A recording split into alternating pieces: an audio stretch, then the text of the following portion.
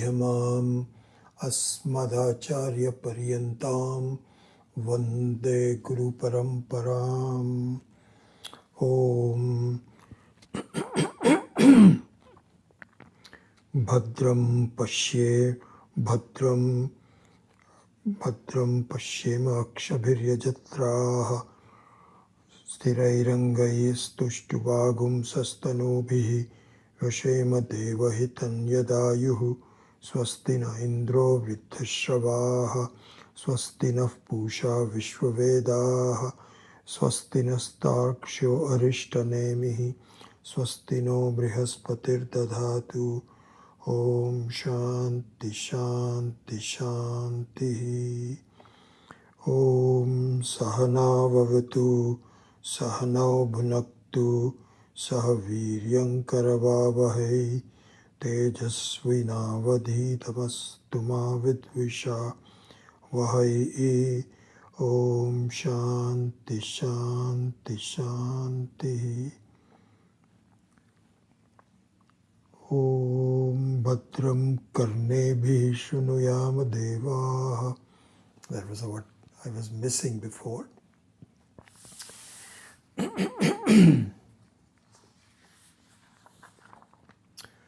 Om Na Antaf Pragyam Na Bahish Pragyam Na Ubhayataf Pragyam Na Pragyanaganam Na Pragyam Na Pragyam Adrishtam Abhyavaharyam Agrahyam Alakshanam Achintyam Avyapadeshyam Ekatma Pratyayasaram Prapancha Upashamam Shantam Shivam Advaitam Chaturtham Manyante Sa Atma Sa Vigyeyaha.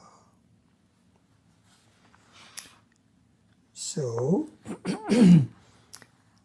we were looking at Ekatma Pratyaya Saram in the last class. So there, what it said was that the Vastu, the real stuff, the real person, is the Saram of the Pratyaya. And it's in the form of Ekaha, and it is Atma, it is me. Me. You know, I was just looking at it from another standpoint. I was reading a section in the Shvetashvatara Upanishad that I'm going to start the podcasts on. Somewhere in the middle, Swami Khandanandaji was discussing the concept and the reality of Sukham. Sukham means feeling of everything is fine with me. Sense of satisfaction. You can call it joy. He was discussing that. It was very interesting to bring it into this. I'll discuss that in more detail when we take up the Shvetashvatara Upanishad. But I thought I'd just bring it in because it is very fresh on my mind. You know, we talked about it, and many of you know this already, that in the Brihadaranyaka Upanishad, there is a section which is Atmanastu Kamaya Sarvam Priyam Bhavati. And so the meaning of that is that you should understand that really behind your expression that you love something,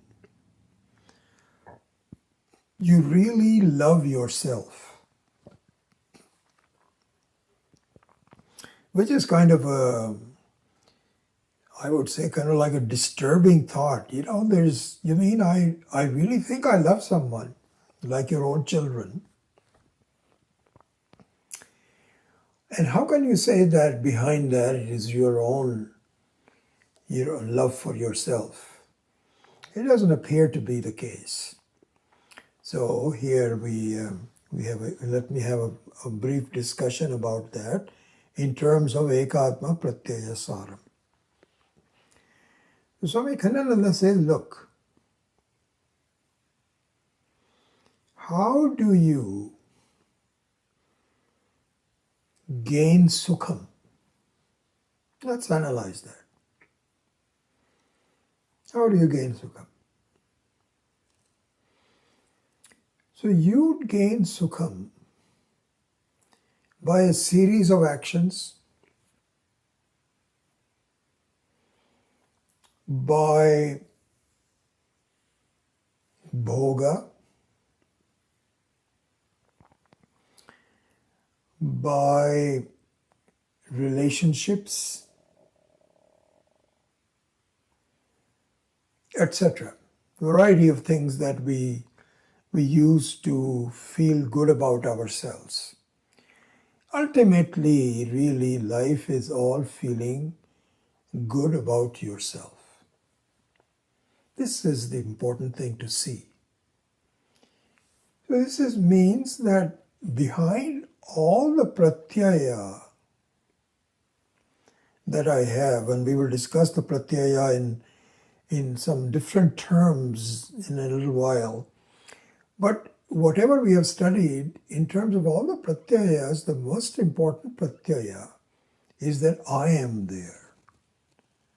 And so in terms of this analysis of sukham, ananda, ultimately it is my ananda that I'm looking for. So I might, and it's very interesting, Swamiji points out, he says that it comes from our sense organs. Like, so for example, suppose you have your loved one who comes to meet you. Sometimes our kids are in college and we don't see them for a long time, and we really desire to have them. But even if they're around, it's nice to see them. So what happens is, if you look at this process, your eyes have to see them first, because you don't know where they are. So some proof is necessary. And so when you open your eyes and you say the form of the person, which is of course stored in your cloud, yeah, this is my daughter, or this is my grandson. And so when you see the grandson, and then the mind gets resolved, because before that you don't know where the person is, the joy is not there. But once the eyes confirm the form of the person, the mind appreciates it, and the mind resolves within you. This is where you get sukham. But in the error, it appears that the sukham comes from the person. And you can apply the same logic for having desserts. That it looks like, I'm really amazed how popular jalebi has become in the Indian parties. It's really sad. There are two foods that should be totally avoided. One is a samosa and the other one is a jalebi. Both are not good for you. One is full of sugar and the other one is just fried atta. Anyway, that's a separate thing. So when you see when you take a jalebi, when you eat a jalebi, then the taste of the jalebi creates a sense in your mind that this is good, I'm happy to do this, the very sweetness of it. And what that does is to invoke your own happiness.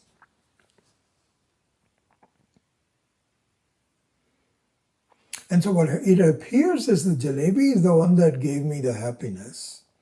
And this is why we pine for it. Especially you go to these get-togethers, and normally you don't buy a jalebi from a shop, but if there is a bunch of dessert sitting there, you feel, oh, this is all free and I'm supposed to eat it, it is meant for me. Why not? And your mind plays tricks and he says, oh no, you can have it. You can walk a little bit more. Don't worry about it. Just eat it, enjoy. That's what mind does. Anyway, so coming back to the central theme, what I'm saying is that ultimately the steps that we take in order to obtain joy end up in creating my own joy. Because somebody else's joy, that doesn't do anything for me. It's nice, this person is happy and so on and so forth. Ultimately, it is about me, about the Atma, Ekatma, Pratyaya. So this is what happens. So now Swami Ekhananda poses a question. He said, don't you see that sukham, a joy or ananda, whatever you may call it, sense of satisfaction, happiness, only comes when it is you.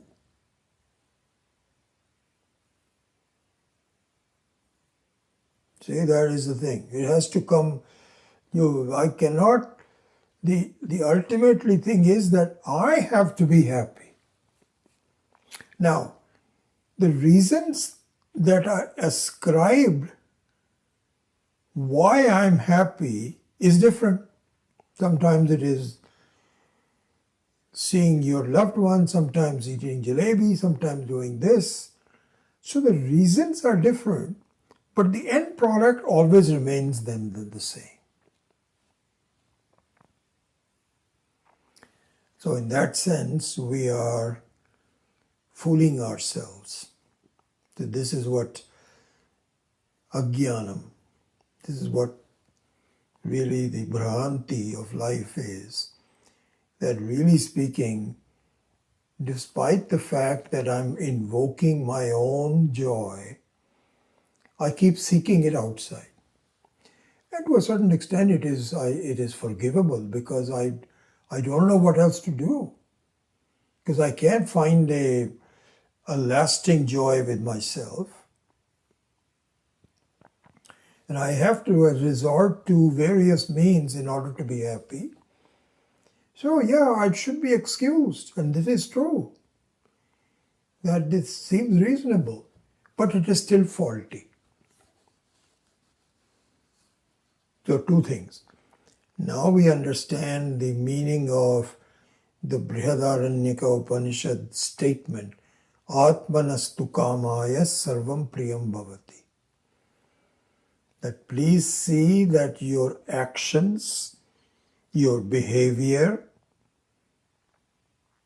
is all for your own sukham. It appears that you are loving something else, but really what you are loving is your own sukham. This is good. Atma. That is the thing. Then the second part, which we will discuss later on, is that what you want is sukham that never goes. That's what ultimately we want. Right? But we don't know how to do it. So we resort to various means. But the fact of the matter is that any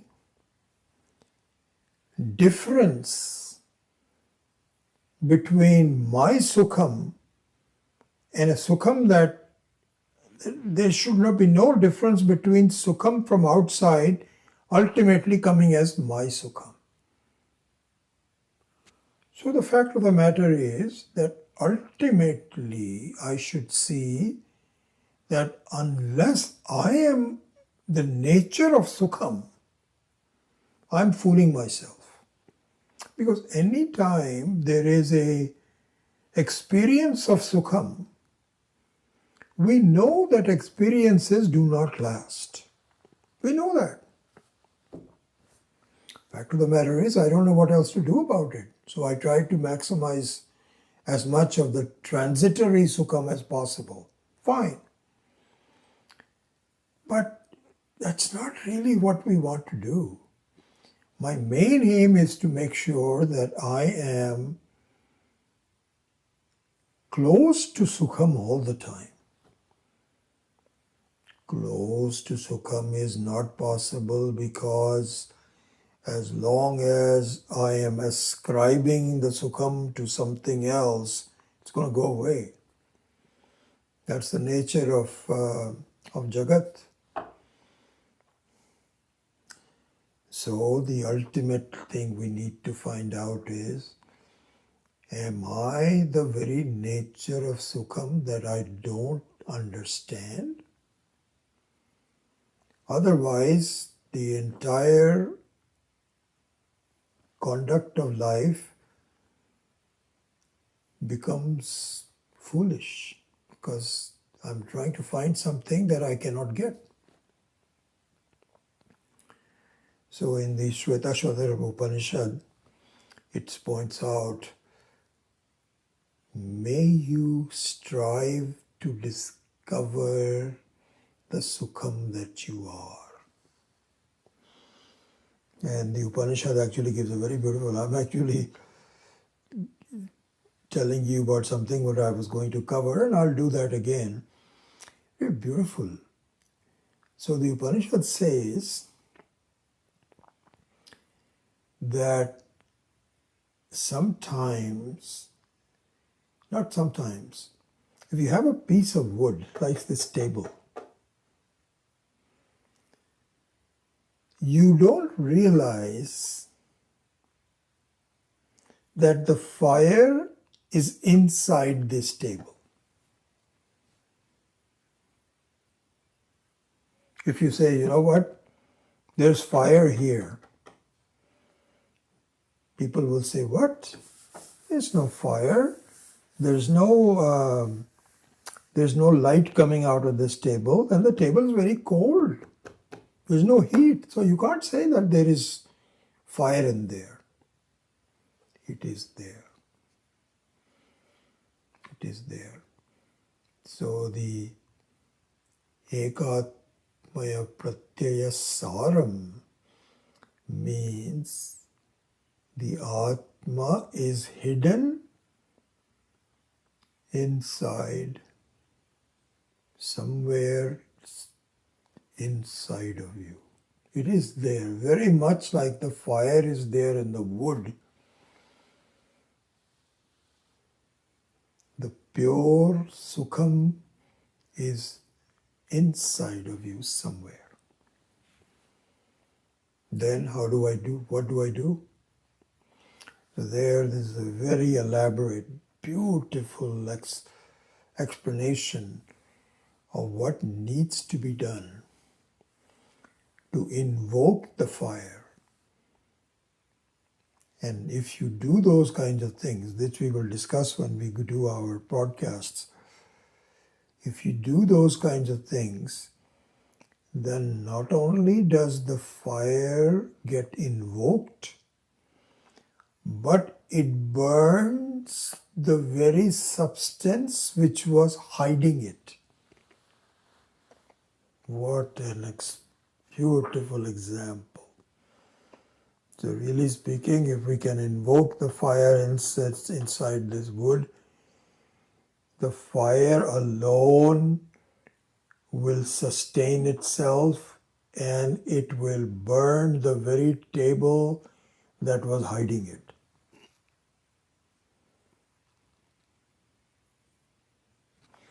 Anyway, that's just completely on a different tangent. I just thought I'd just mention that at this point. But I think bringing it back to Ekatma Pratyaya Saram, so it would mean that the Vastu, the Saram, is Swayam Prakasha.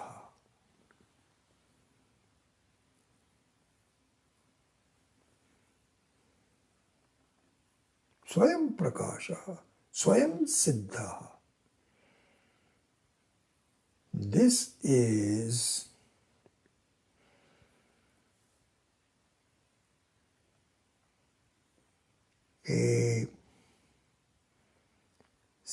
a lingam, a sign, a hint for finding the Atma. Very important. What distinguishes the Saram from the Pratyaya is that the Pratyaya, the thoughts, the modifications of my mind are not Swayam Prakasha. They are dependent on me. They don't shine by itself. That is why they come and go. You know, in the very beautiful example of the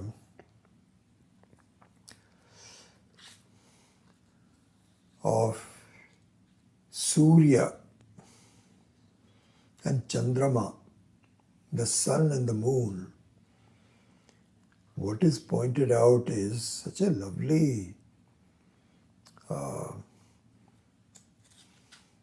depiction of the two very important parts of our life.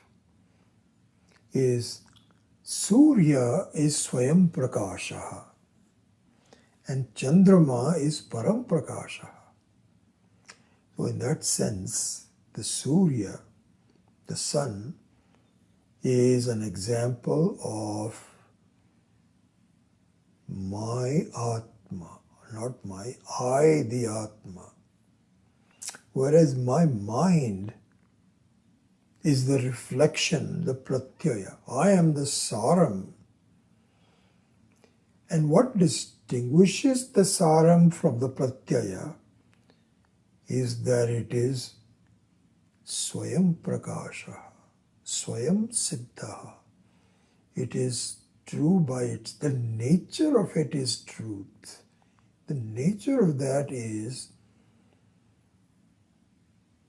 that I provide the consciousness that lights up the entire experience. This is a very amazing thing to see, honestly. That I am and I am aware. I am aware. I see. I am aware and I see are one and the same. That is the Prakasha.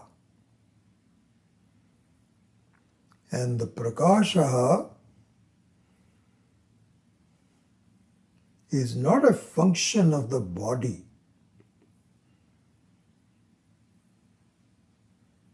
It may be hidden inside the body, like the fire is hidden inside the table. That is okay, but it is independent. Swayam Prakasha. So my status as the Saram, what distinguishes me from everything else is Aham Swayam Siddhaha Swayam Prakasha. I don't need anything. This is the beautiful thing to see. Because we can't even visualize something which is independent. My entire view of the world is something is the karana, something is the karya, something is the cause, something is the effect. Everything depends on something else. Your body depends upon food. The food depends upon something else. That something else depends on something else. So the entire structure of this whole creation is dependency.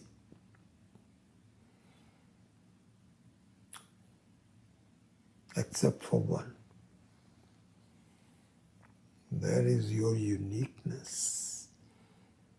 You do not depend on anything.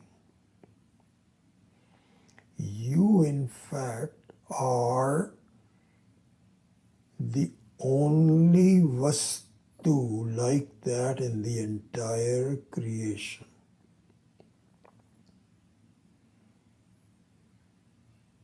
That vastu, you can call it Jivatma, you can call it Paramatma, you can call it anything you want to.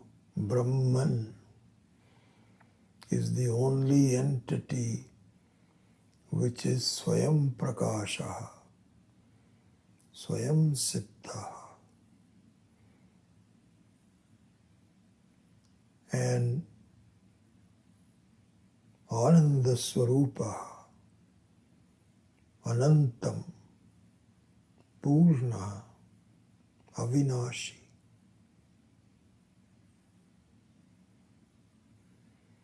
So that is the Saram. So Ekatma Pratyaya Saram means that no matter where you are, what you do, at what time and so on, you are there. And somehow we miss it because we only see myself in terms of my limited nature of myself. This is the issue. So as we were discussing in the last class, the rat that chews up the very simple thing, it's this enormous, beautiful electricity, but there's one thing that completely changes and stops the light, which is the thought that I am parichinna.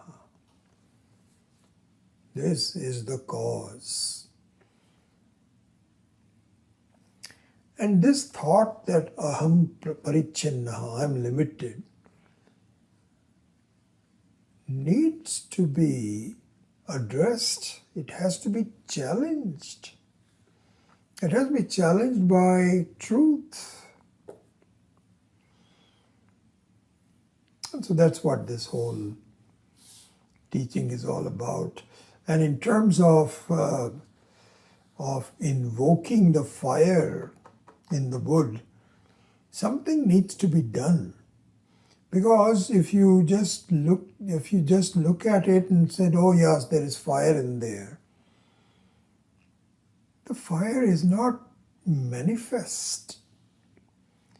So here Swami Akhadananda also discusses, this is all from the Upanishads. There is a certain effort required to invoke the fire.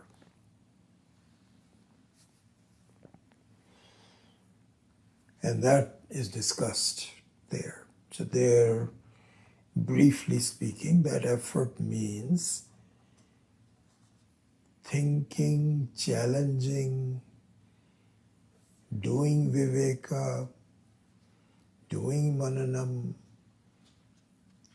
all of those. So bahiranga sadhana, antaranga sadhana, all of those kind of things need to be done. Even though the Atma is Swatasiddha.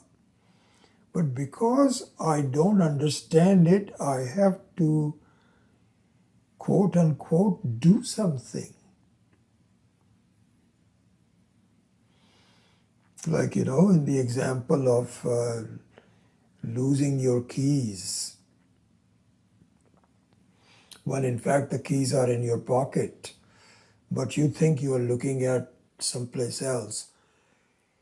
You do have to put a little bit of effort to find out where the key is, even it is close to you. I was telling you about the fact that I didn't have my credit card because I thought it was got lost. But then some idea came to me that, my gosh, I just used the credit card to buy something from Amazon last night.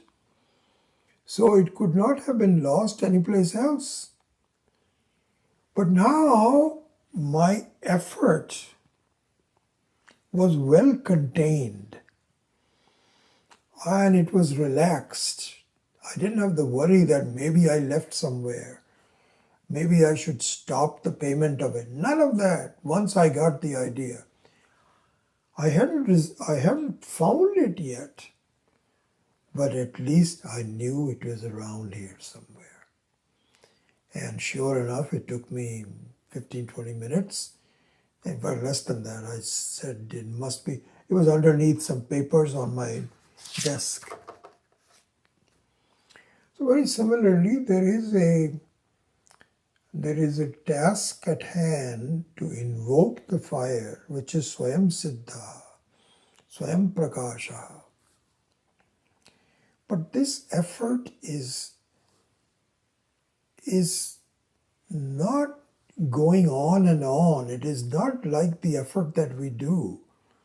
So the effort that we do is to bring our Ananda continuously close to me. And it's a losing cause. Because your health suffers, so you cannot have bhoga. Your people that you love are not always with you. So it is an ongoing struggle.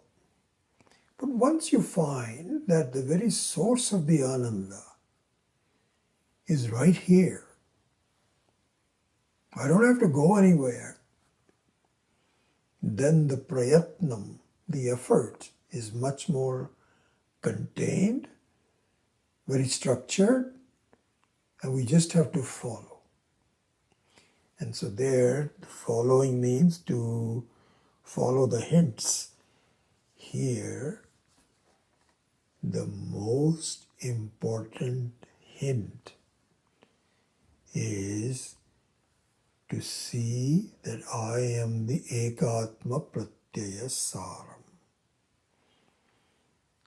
You always keep an eye on, you lose yourself in terms of the Pratyaya, but to see that you are the very essence of the Pratyaya in all times, that is the hint that we should follow.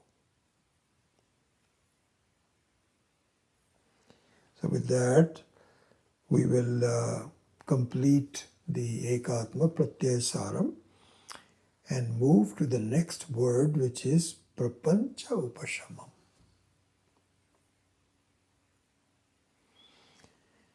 So the Prapancha means your worldly experience, all kinds of experiences.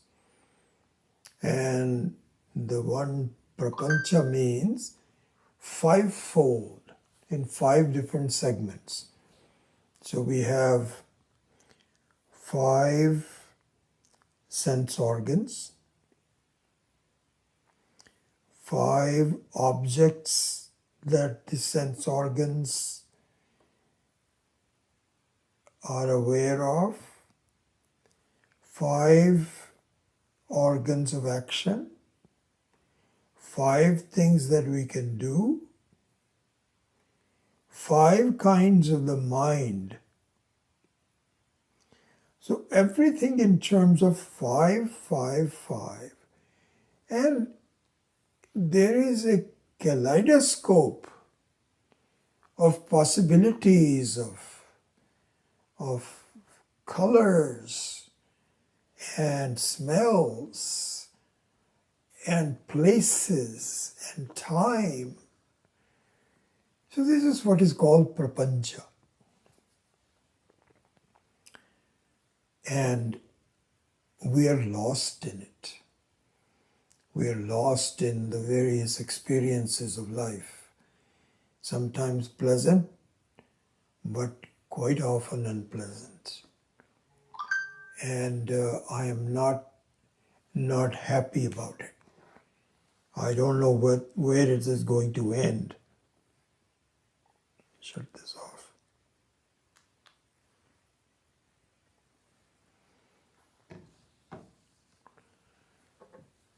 So this is prapancha. Now upashamam means that whenever there is a cessation of this prapancha, it is very pleasing to me. I like the fact that I'm not really involved. It gives me a sense of independence and sense of non-connectivity, and I'm happy. The most important aspect of that is deep sleep. So as Swami Dayananda used to say that, I remember when the first time he pointed it out, it was very revealing to me. He says, you know, we carry a kind of to-do list in our lives all the time. So you ask someone, he says, tell me how you feel. Just describe yourself, how you are. How are you? And he says, oh, I'm okay. You're just okay? Nothing more than that? No, I'm all right, but this is the issue.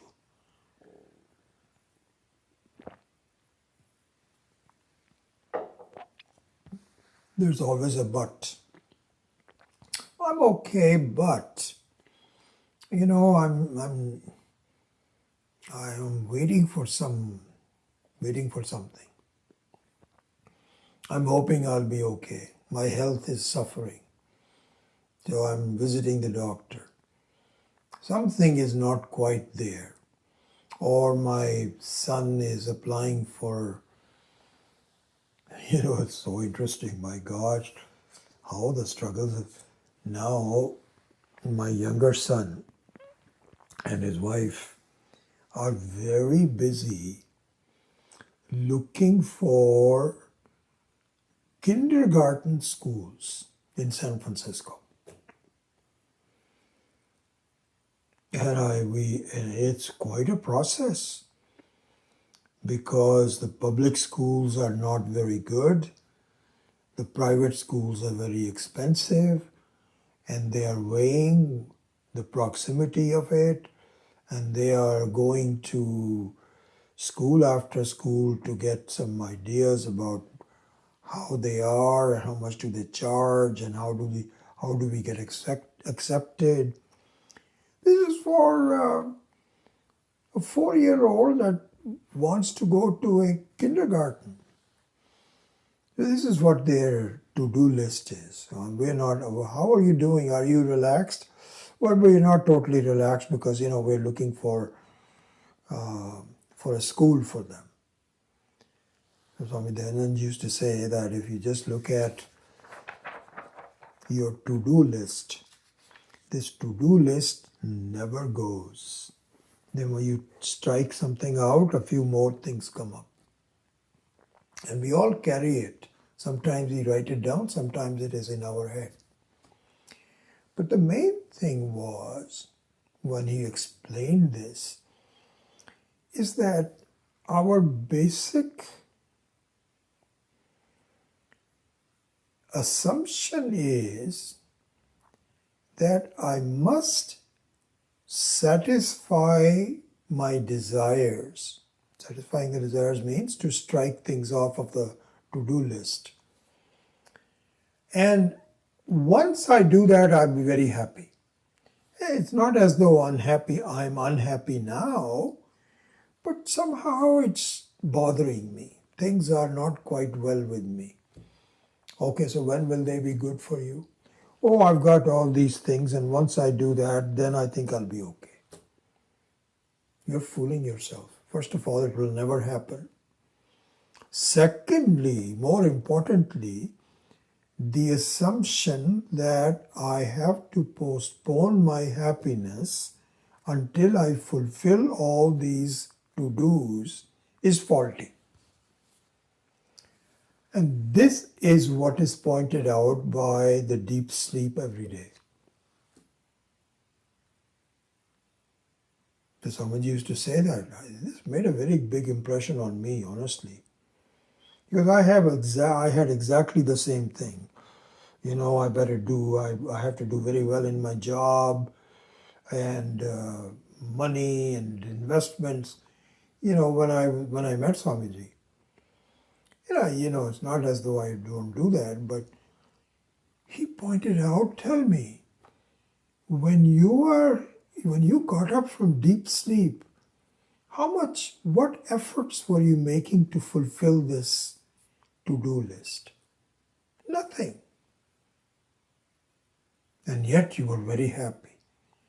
So this assumption that I have to do something to be happy needs to be examined.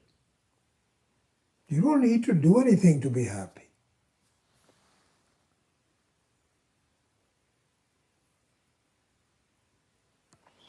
So anyway,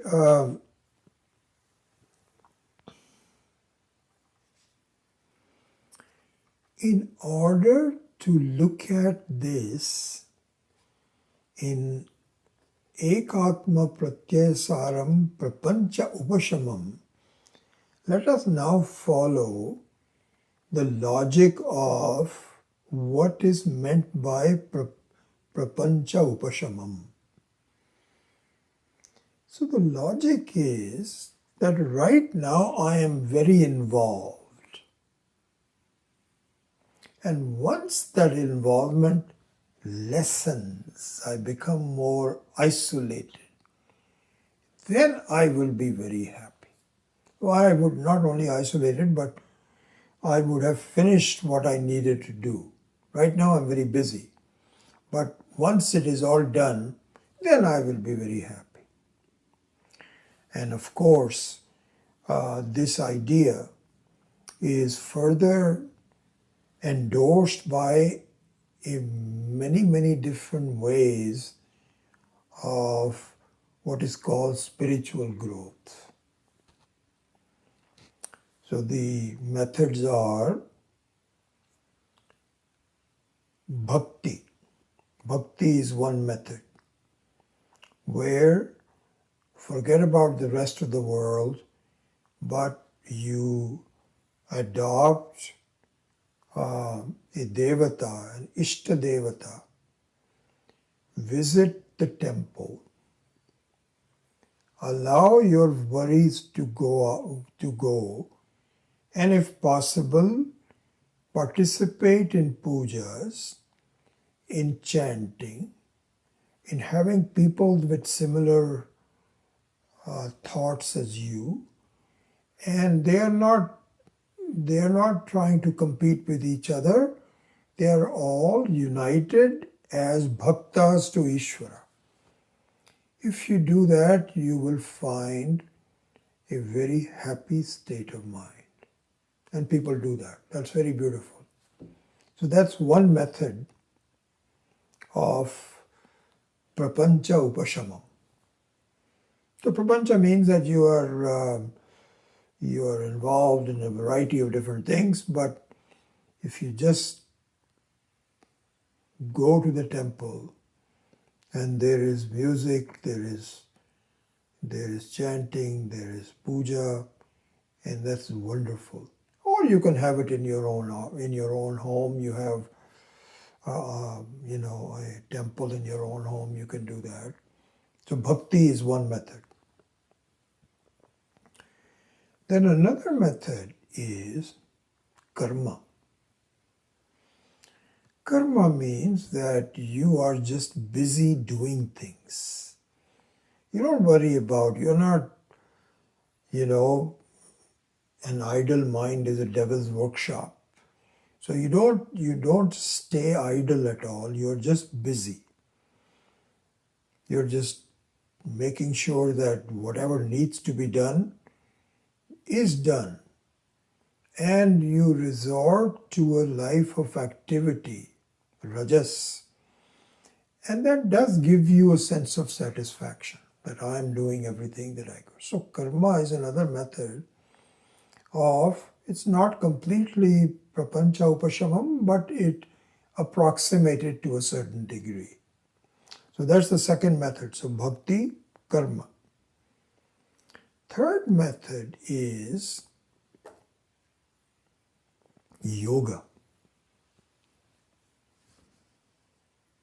And so the yoga, of course, has the Ashtanga yoga. So you have yama, niyama, etc., all the ones, and culminating in samadhi, or some methods, some aspects of that. For example, in the Buddhism,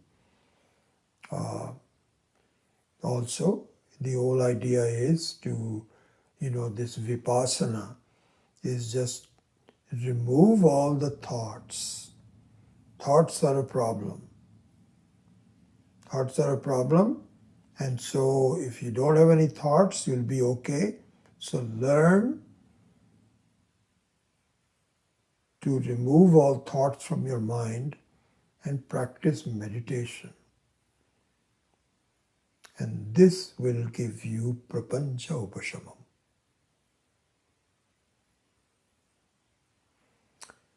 So what is pointed out is that these external means of prapancha upashamam can give you some temporary happiness. Indeed, but they do not give you what you really want, which is a total cessation of any botheration from anyone. That is what we want. But because we don't know how to do it, so you just resort to whatever is available, what is popular, what is recommended. So that's okay, that's reasonable. But that's what happens. But the fact of the matter is that they don't work. So for example, take out of all of this yogic samadhi is the one that we should really examine. What is wrong with that? Why can't I? This is what the yogis say, that you just become very proficient in removing the thoughts from your mind, and with a lot of practice you can in fact become calm and happy. This is what the yogis say.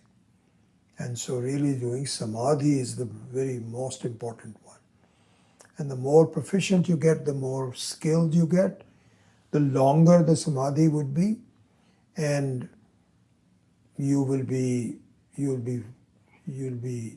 away from the world, and that's what life is all about.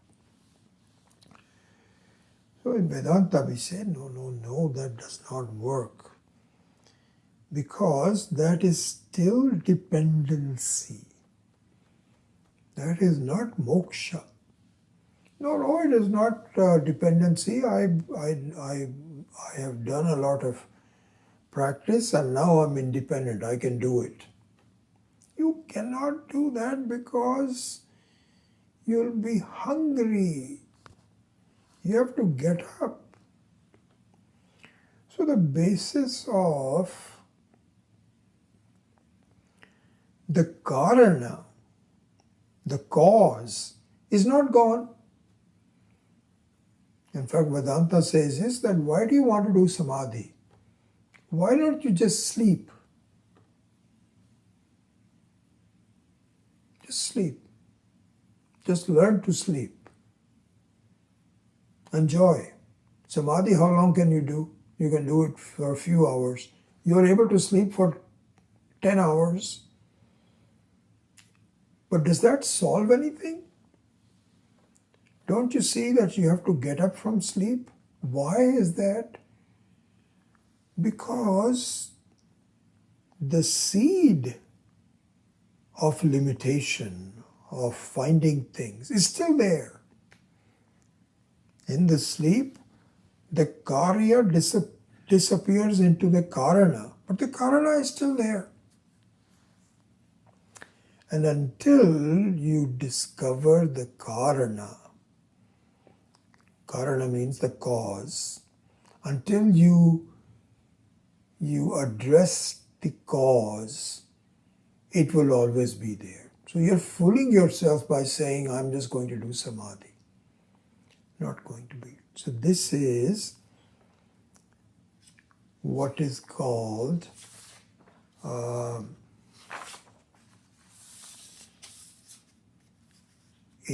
incorrect understanding of prapancha upashamam. All right, having done all this, what are you telling me? What should I do?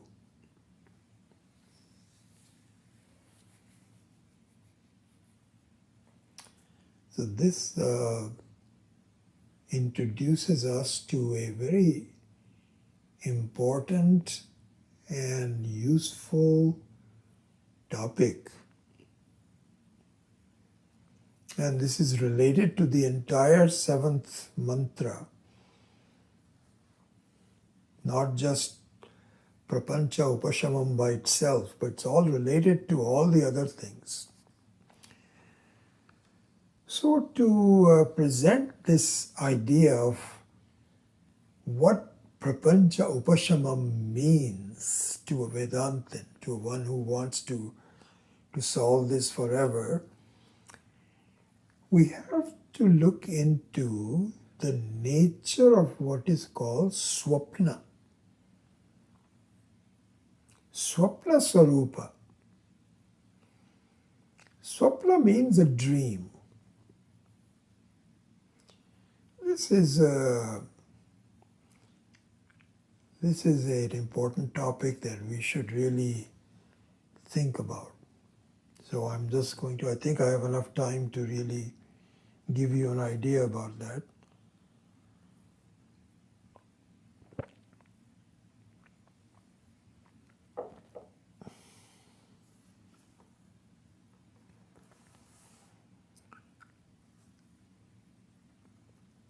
So generally speaking, the way we think about dreams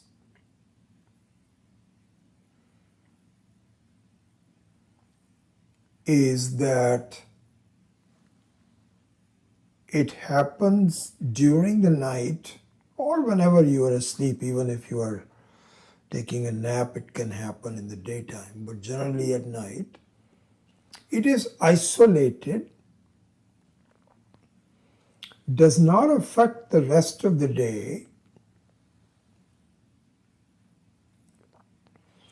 and it's a very funny phenomena. I take on a different identity and all of those kinds of things that we have discussed, but it's isolated. This is the dream, this is the waking state, and so on. So in the what's so-called advanced Vedanta, which is aparoksha anubhuti. Remember, the advanced state means aparoksha, not paroksha. This is not an adequate explanation of dreams. So, in order to understand prapancha upashamam, we must analyze the nature of dreams. Swapna sarupa. What does it mean? So what it means is this. If you understand, let's take the experience of the paroksha dream, which is at night time. Let's take that. What happens? So what happens is, there is a pratiti, a pratyaya.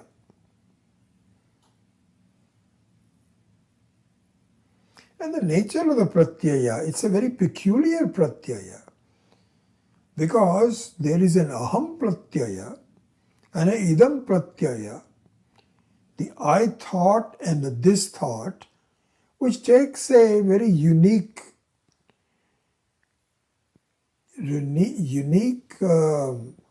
situation, which is not equal to the same thing on my Jagrat Avastha. This is unique to the dream. But there is a pratyaya. Now, one of the reasons for the pratyaya is, while it is there,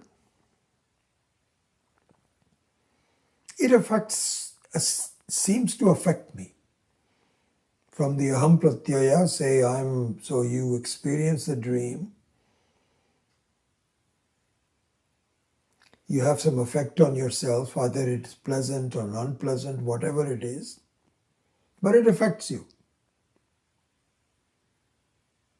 You think about it, you're involved with it, you have the experience, and then it goes away.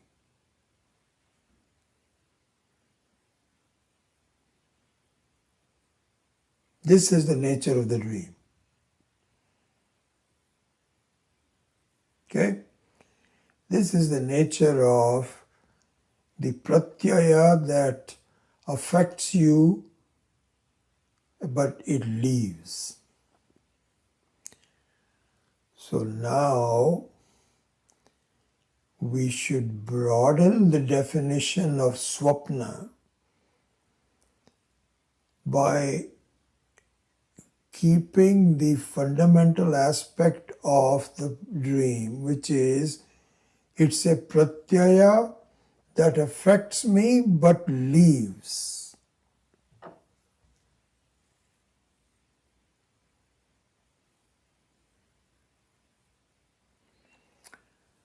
So now we apply this to our waking state.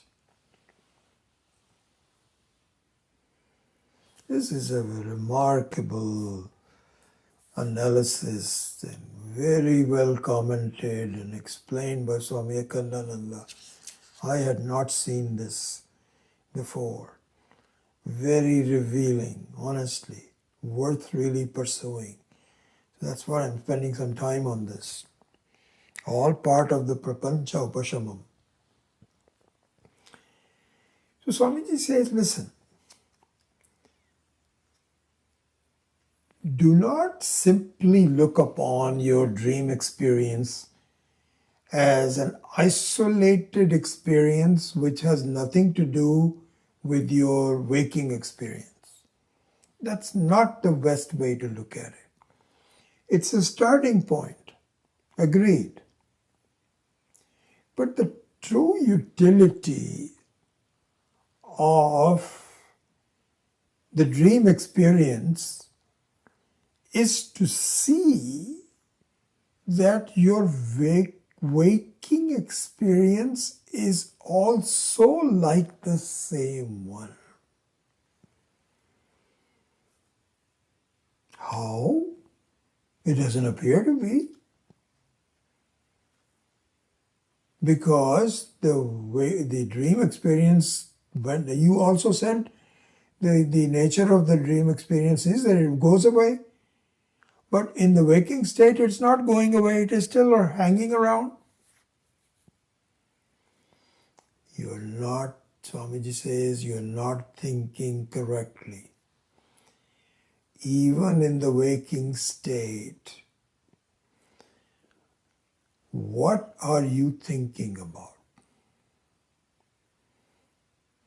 Anything that you are thinking doesn't last at all. It goes away. And then you go on to the next one. But the old one has now gone.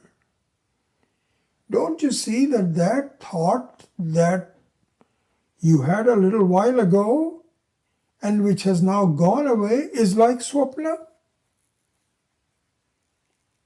He gives a beautiful example. He says that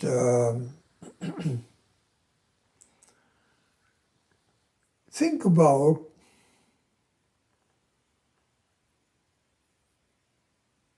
the time, think about your birthday,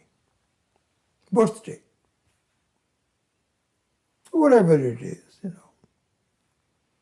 I won't reveal mine, I'm really old. Let's take a normal one about 55. So you say I'm 55. So now the thought that I am 55, is that with you all the time? Oh, no, not really. Only when somebody asks you, hey, how old are you? This is very funny. How old are you?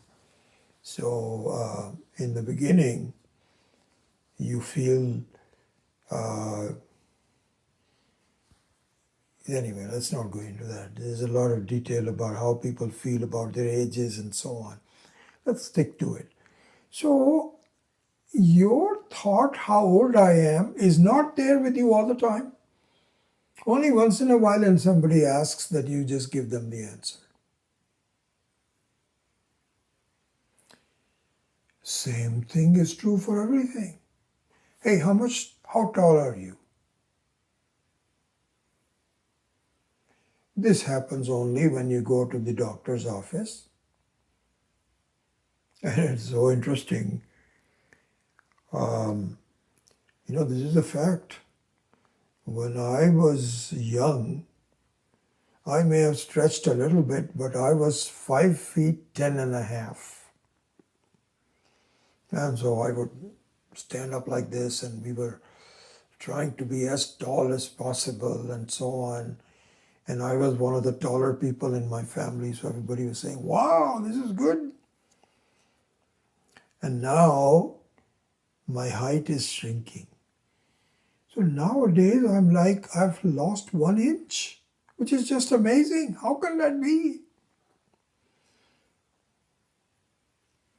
So now the other day I went to the doctor's office, I was 5 feet 9 and a half. And at first when that happened, I was very disappointed. I kept looking at the machine. There must be something wrong. Now I'm used to it. That I've really lost 1 inch of height. So when somebody asks you, how tall are you? You're not thinking all the time, I'm 5'9" and a half, I'm 5'9" and a half, I'm 140 pounds, I am 55 years old. You're not. Only gets invoked once in a while, and it is not part of your normal life. So isn't it like a dream?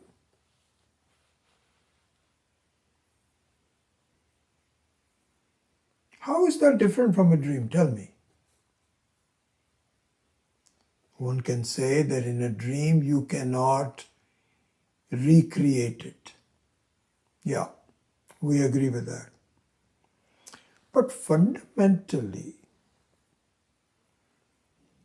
so in the dream, how tall you were in the dream, every dream is a brand new one. Sometimes you are overweight, sometimes you're underweight. All those kinds of variations occur. It never really, whereas in this, yes, your weight changes. Generally, you're adding more weight, but it remains pretty stable. I agree with that. But fundamentally, not the details, but fundamentally, what is different, what is similar about the dream and the waking is both of them have a pratyaya, and the pratyaya, nature of the pratyaya is that it goes away. It has to be invoked. As opposed to that, so this is one way. So before I go to the opposed for that, so this is a very important advanced Vedanta, really we have to think about it, is that it is, so I'll make a statement. It doesn't mean that you have to convert the waking state into a dream state. It is not a question of effort. It is, like people will say, one day when you see that the waking state is also something that you need to be away from, so start looking at the waking state as a dream state. And I can't seem to look at the waking state as a dream state. So I'm not making any progress. Swami Akhandananda says that's not the way to do that. It's never happen. It will never happen. What you need to do is to recognize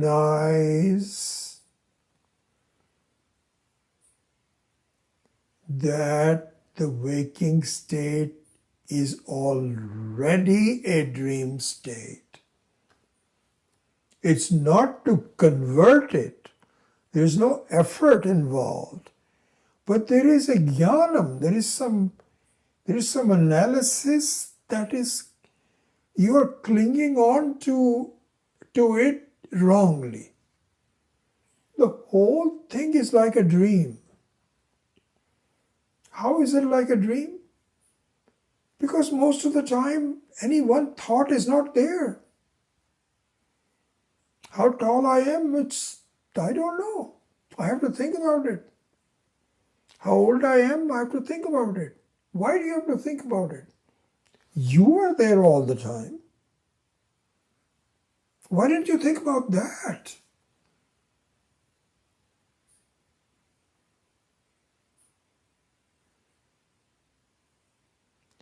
So the prapancha upashamam, in short,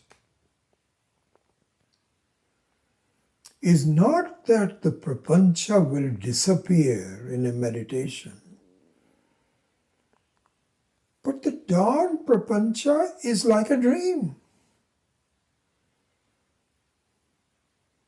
Whereas I am always there. Ekatma pratyasaram.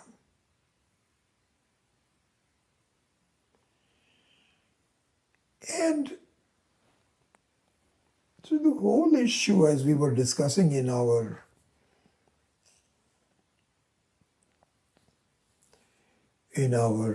retreat also, the finding of the Atma as a diamond,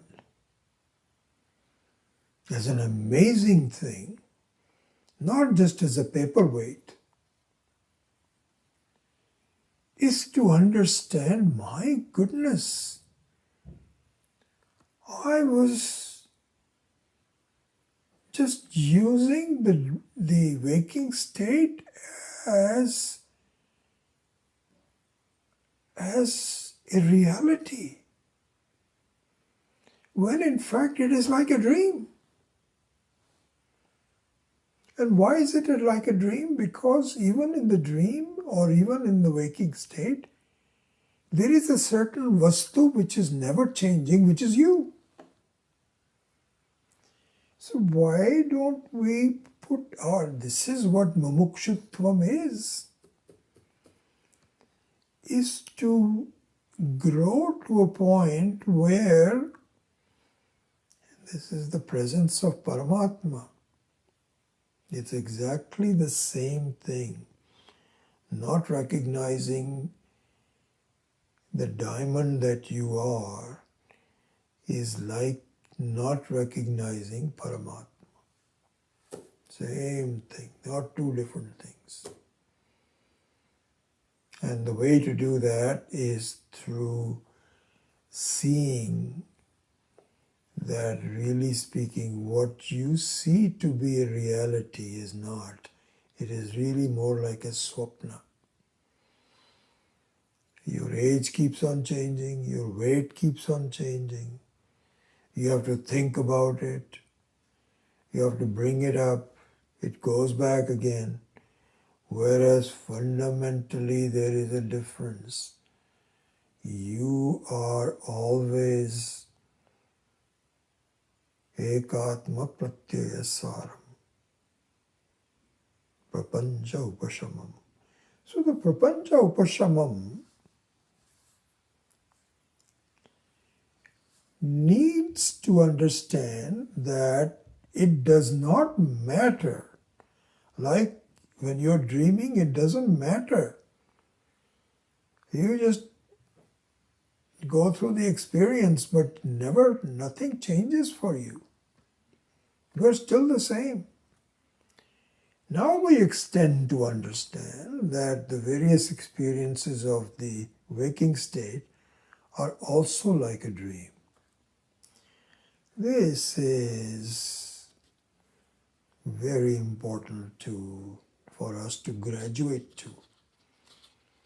That how we think about ourselves, how we think about our experiences, how I think about my life has to be following the precepts of Vedanta, which says, hey, look, this is the difference. This is the difference between what you take yourself to be versus how you should take yourself to be.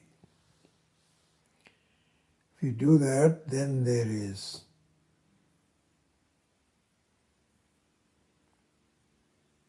Shivam Shantam.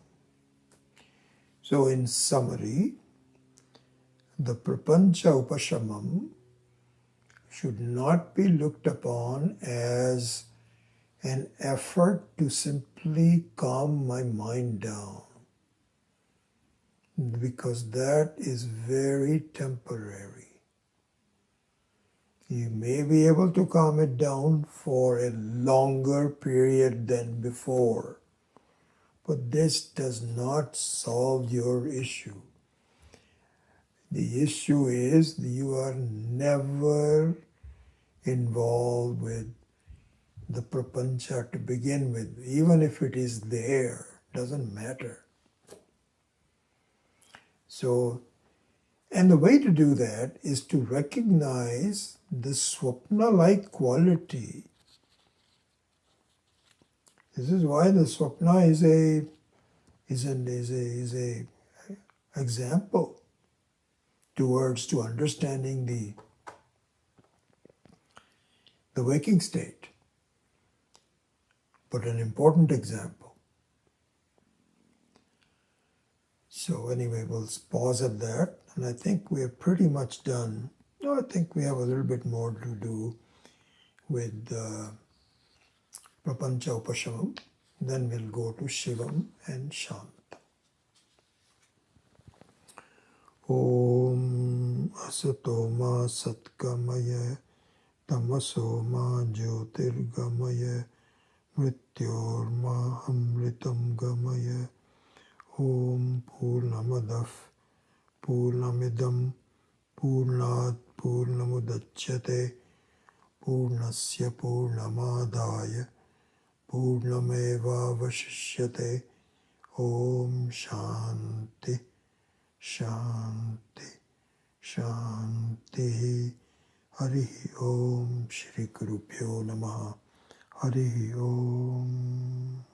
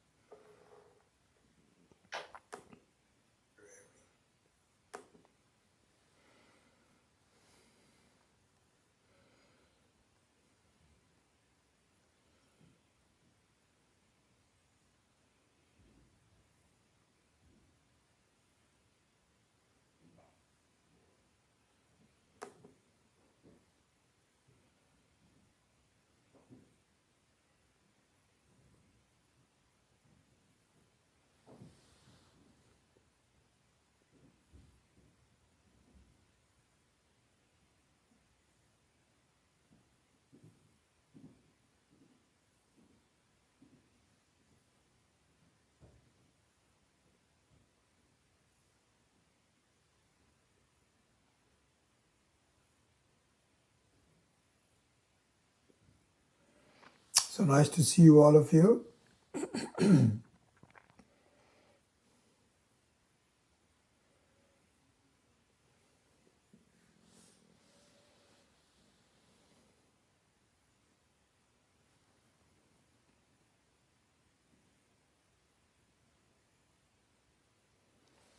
All right, I'll take your leave. We'll hopefully see you next week. Hari Om.